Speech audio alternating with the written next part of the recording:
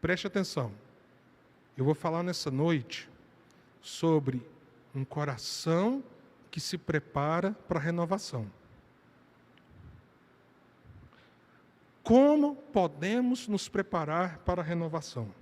Quando Deus manda um tempo de renovação. Anani, um dos meus irmãos, veio de Judá com alguns outros homens, e eu lhes perguntei acerca dos judeus que restavam, os sobreviventes do cativeiro, e também sobre Jerusalém. Aqueles que sobreviveram ao cativeiro estão lá na província, passam por grande sofrimento e humilhação. Onde? Lá na cidade de Jerusalém. O muro de Jerusalém foi derrubado e suas portas foram destruídas pelo fogo. Quando ouvi essas coisas, sentei-me e chorei. Passei dias lamentando-me, jejuando e orando ao Deus dos céus. Então eu disse: Senhor Deus dos céus, Deus grande e temível, fiel à aliança e misericordioso com os que te amam e obedecem os teus mandamentos, que os teus ouvidos estejam atentos e os teus olhos estejam abertos para a oração que o teu servo está fazendo diante de ti, dia e noite, em favor dos teus servos, o povo de Israel. Confesso os pecados que nós, os israelitas, temos cometido contra ti. Preste atenção nesse momento aqui. Confesso os pecados que nós, os israelitas, temos cometido contra ti. Sim, eu e o meu povo temos pecado. Agimos de forma corrupta e vergonhosa contra ti. Não temos obedecido aos mandamentos, aos decretos e às leis que deixa ao teu servo Moisés. Verso 8. Lembra-te agora do que disseste a Moisés, teu servo. Se vocês forem infiéis, olha que coisa tremenda, gente. E eu os espalharei entre as nações, mas voltarem para mim, obedecerem aos meus mandamentos e os puserem em prática, mesmo que vocês estejam espalhados pelos lugares mais distantes debaixo do céu, de lá eu os reunirei e os trarei para o lugar que escolhi para estabelecer o meu nome. Estes são os teus servos, o teu povo. Tu os resgataste com o teu grande poder e com o teu braço forte. Senhor, que os teus ouvidos estejam atentos à oração deste teu servo e à oração dos teus servos, que têm prazer em temer o teu nome. Faze com que hoje este teu servo seja bem-sucedido. Concede-lhe a benevolência deste homem. Nessa época, eu era o que, gente? Copeiro do rei. Neemias era o copeiro do rei. Essa era uma posição de vantagem ou desvantagem?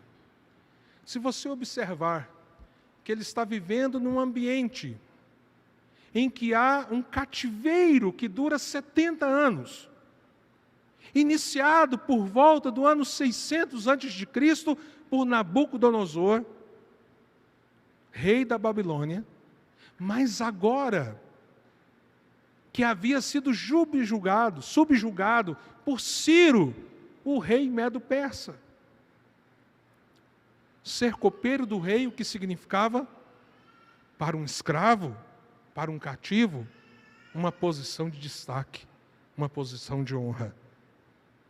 Mas diz o texto, ele pergunta para o seu irmão que estiver em Jerusalém. Ele, como judeu, quer saber como está a minha cidade, a cidade de origem dos meus pais.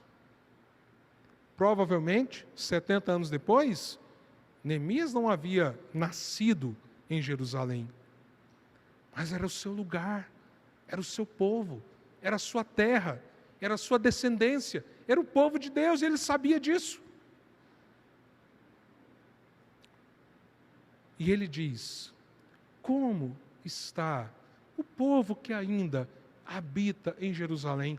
Como está aquela cidade? Meus amados irmãos,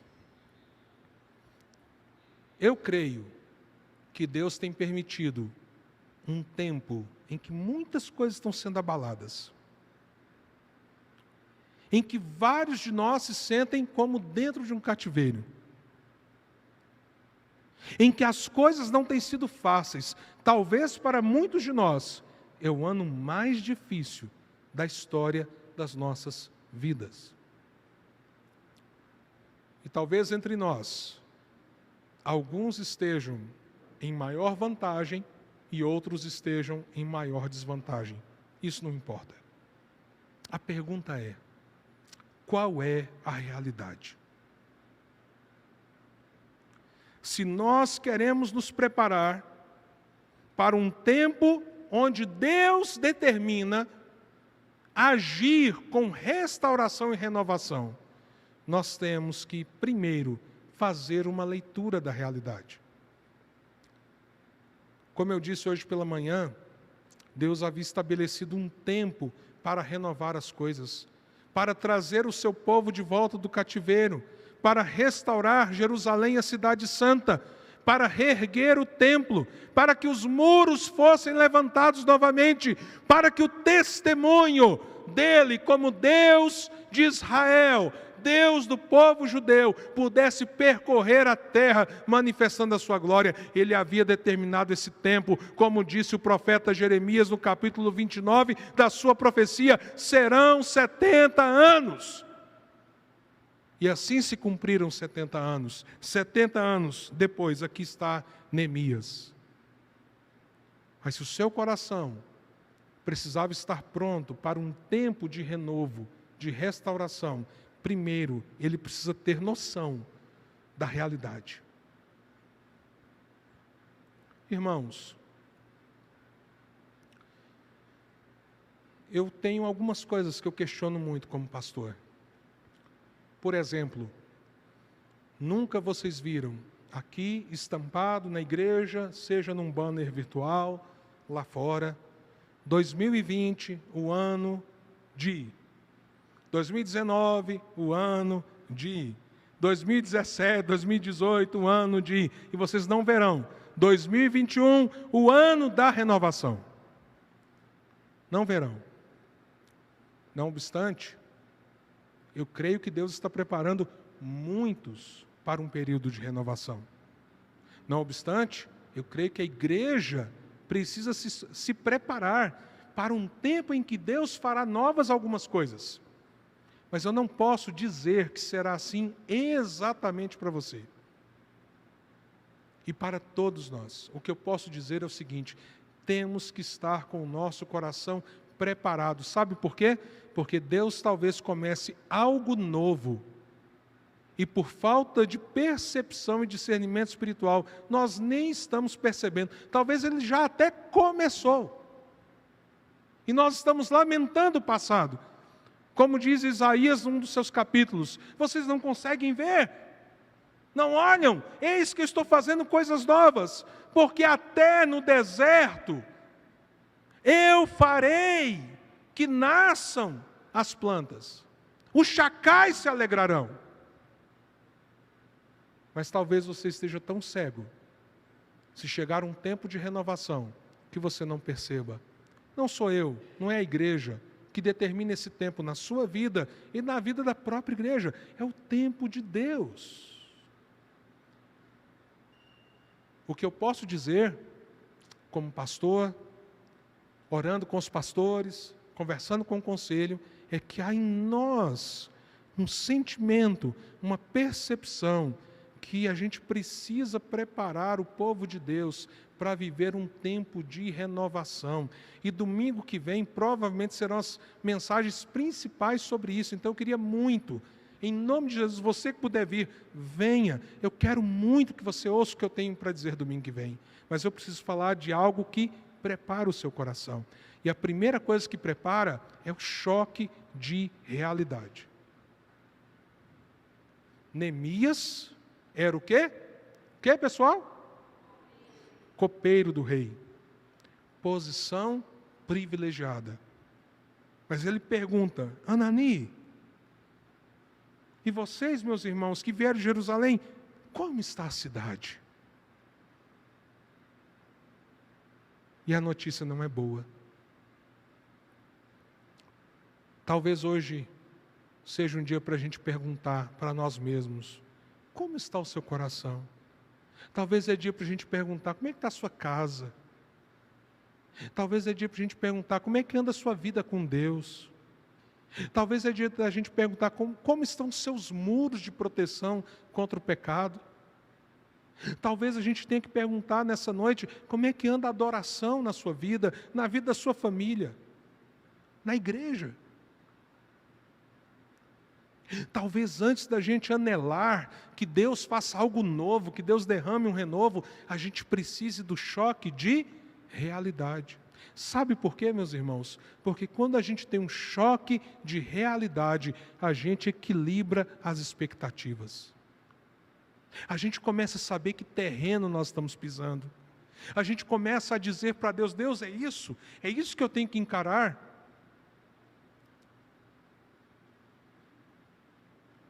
Deus, eu quero um tempo de renovo. Renovo de quê? Deus, eu quero um tempo de mudança. Que mudanças? Deus, eu quero que as coisas sejam diferentes. O que precisa ser diferente? Às vezes nem você sabe. Porque se Neemias olhasse para o passado, os tempos de Davi, existiam as crônicas, as histórias. Os tempos de Salomão, a glória do templo antigo. Talvez, só lamento, só lamento, só lamento. Mas Hanani, como está Jerusalém? Neemias, as portas estão queimadas, os muros estão derrubados, e quem está lá está em miséria. E aí vem um segundo momento. Além do choque de realidade, há alguma coisa para se arrepender?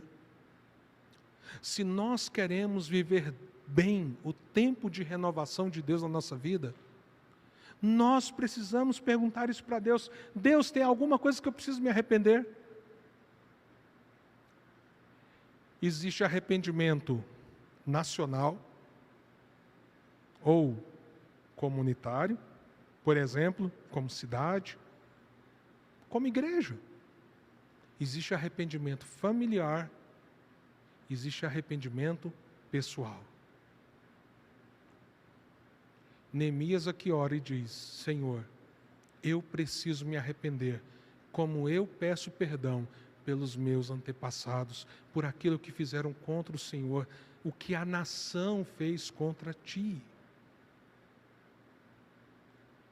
Quem crê que a igreja é uma comunidade de um reino de sacerdotes? Levanta a mão. Você crê nisso? Você é um sacerdote ou não do Deus vivo nessa terra? Hã? Eu tenho duas possibilidades para você. Se você tem Jesus como Senhor e Salvador, você é um sacerdote do Deus vivo. Você foi escolhido para abençoar a terra. Se você não tem Jesus como seu Salvador, você é um cara, é um cidadão aqui da cidade, do estado, do país. Quem tem Cristo como Senhor e Salvador tem dupla cidadania. Ele é cidadão do céu e intercede dos céus, da sua embaixada, porque você é um embaixador aqui na terra, você intercede da sua embaixada, representando os céus pelo povo que não está conectado com Deus. Isso é quem está em Cristo Jesus, porque Ele nos constituiu reino de sacerdotes para o nosso Deus. É o que diz, por exemplo, Pedro, e é o que diz Apocalipse, capítulo 1, verso 9. Então, eu vou fazer a pergunta de novo. Quem aqui, uma vez que é salvo em Cristo, é sacerdote do Deus vivo nessa terra? Levanta a mão. Glória a Deus. Estou achando que hoje o sermão tinha que ser evangelístico, porque tem muita gente sim. Será que eu sou? Será que eu não sou? Mas tá bom. Tem muito sacerdote aqui. O que o sacerdote faz? Clama diante de Deus pelo pecado do povo. Goiânia tem pecados, irmãos? Vocês acham que tem ou não tem? Cada ato de violência, cada estupro de um vulnerável, Cada pessoa tomada pela indiferença. Cada mulher abusada. Goiânia tem pecados ou não, irmãos? Onde estão os sacerdotes de Goiânia para chorar por Goiânia, para clamar por Goiânia? Onde estão?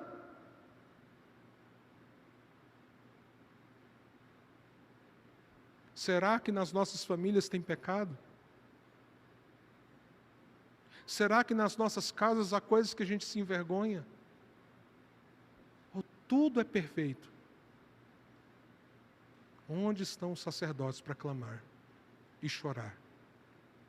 Será que a nossa vida é tão perfeita assim? Que não há nada para lamentar? Será que nós podemos ser altivos espiritualmente e dizer que nós somos melhores do que os outros? Ou o sacerdócio começa num sentido de clamar pela nossa própria vida? É isso que Neemias está fazendo. Depois de ter um choque de realidade, ele clama por arrependimento, mas depois de arrependimento, ele manifesta fé. Porque ele diz assim,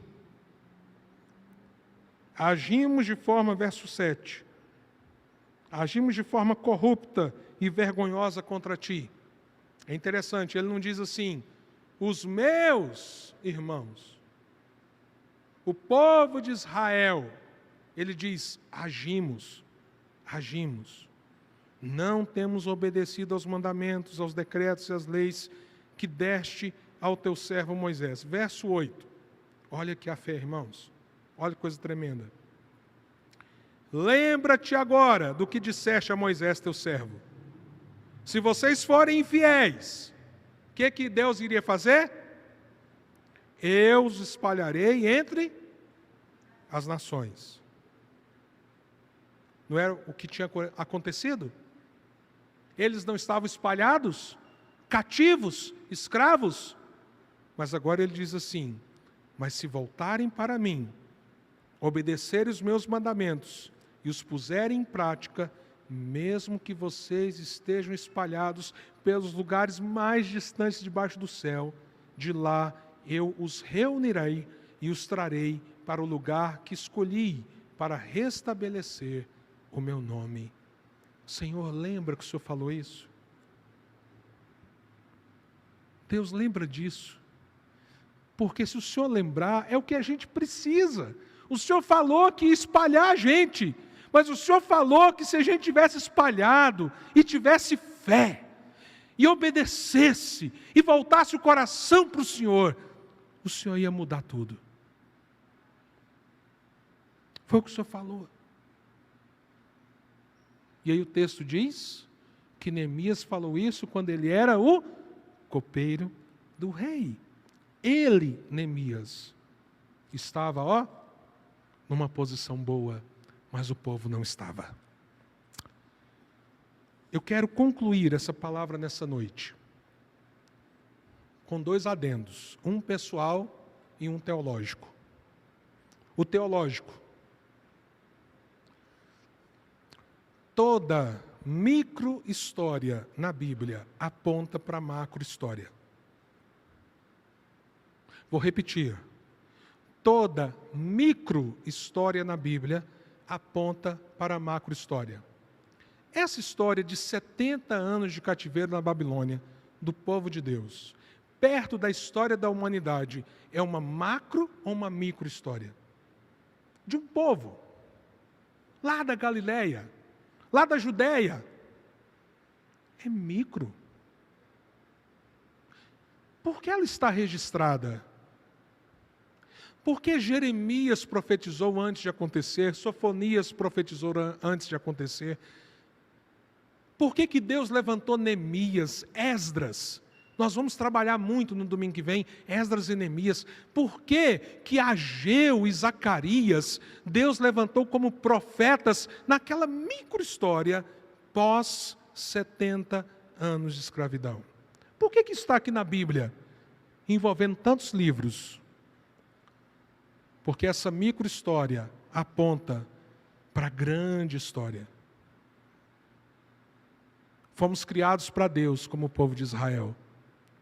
Nos tornamos cativos por causa do pecado, escravizados, num mundo caído, longe de Deus. E Deus levantou agora um Redentor,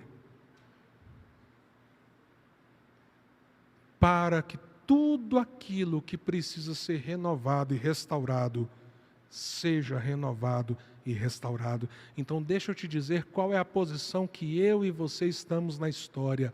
Nós estamos na posição que Deus está tirando gente como eu e você, do pior dos cativeiros, da pior da escravidão, para fazer povo dele e reunir para daqui a pouco a nova Jerusalém ser restabelecida eternamente. E isso só é possível por causa de um nome, de uma pessoa, Jesus, o Cristo, Jesus de Nazaré, o Emanuel, o Deus conosco.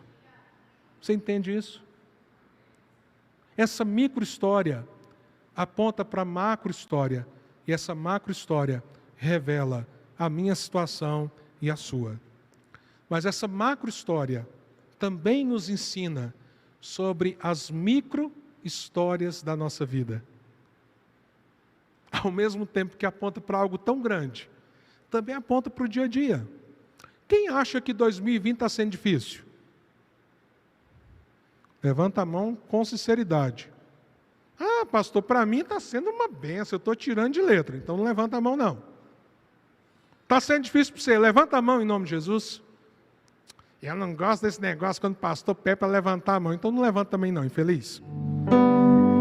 Deixa eu dizer uma coisa para você. Essa é a grande história, por trás dessa pequena história do renovo do cativeiro babilônico. É a grande história do que Deus está fazendo na humanidade. Que Ele está nos tirando do pior de todos os cativeiros, da escravidão do nosso próprio pecado, está nos transformando no seu povo, está nos guiando para a nova Jerusalém. Mas enquanto Ele vai fazendo isso, Deus é tão bom, que Ele vai mexendo nas coisas menores da nossa vida, e renovando as coisas menores da nossa vida. Por isso eu não estranho se Ele fizer do ano de 2020 uma ponte para um tempo novo na sua vida. Há mais ou menos 15 a 17 dias atrás, a minha esposa estava chorando em casa. Muito triste, eu sabia o porquê. E nós sentamos no sofá, a Alice tem 4 anos, e ela começou a perguntar: mãe, por que a senhora está chorando? Mãe, por que a senhora está chorando? E a minha esposa respondeu: porque eu queria um bebê, filha. Porque eu queria um bebê. Vários irmãos sabem das perdas e lutas que nós já passamos. Eu abracei a Anaí, nós resolvemos fazer uma oração. Há 15, 17 dias atrás. E nós fizemos uma entrega. E falamos ao Senhor: Senhor, está nas tuas mãos. Senhor, o Senhor vai fazer a tua vontade. Eu fiz a oração. Eu sou um homem muito crente, não é, irmãos? Que homem crente que eu sou. Eu orei desse jeitinho: Senhor, consola o coração da Anaí enquanto o Senhor faz o teu propósito. Orei como um homem crente. Glória a Deus. Misericórdia. Porque eu saí dali como um homem incrédulo, dizendo para Deus: Senhor, o Senhor não vai fazer? Senhor, eu não preciso, mas ela precisa. E depois eu falei para Deus assim: me perdoe, Senhor. Quem sou eu? Quem sou eu? Quem sou eu? Eu não sou tão crente como parece. Na verdade, eu sou muito mais incrédulo do que eu gostaria de ser. O fato